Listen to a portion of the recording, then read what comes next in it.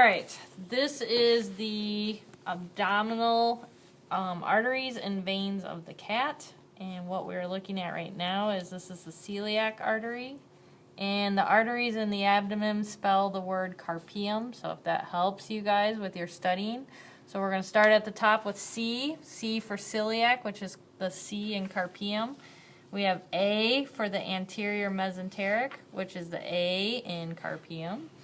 We have R for renal, and that's the renal arteries right there, and that's the R. And P is the posterior mesenteric in Pium.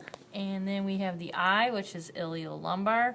Also notice that the iliolumbar forms a T with your posterior or your anterior aorta. And so you can remember Mr. T if you know Mr. T. And then we have E for the external iliac, that forms that outer V. There's also the internal iliac, that won't be on the lab practical, but you see that.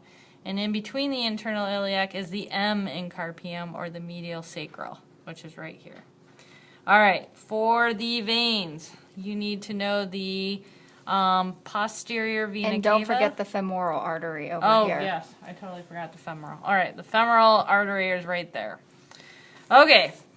Veins. You need to know the big, major posterior vena cava in the cat. And off of the posterior vena cava is the renal vein on both sides here. And we also have the iliac lumbar vein. And you need to know the external iliac vein, which is underneath your external iliac artery. And what else do you need to know for the bottom? The femoral vein and the great saphenous vein. So the femoral vein is coming off of that external iliac, and it's coming down into the femoral area of the leg, the femur, and then that will just extend on, and this part of it right here is called the saphenous vein. All right? And that's Awesome. Stop it and let's do the test.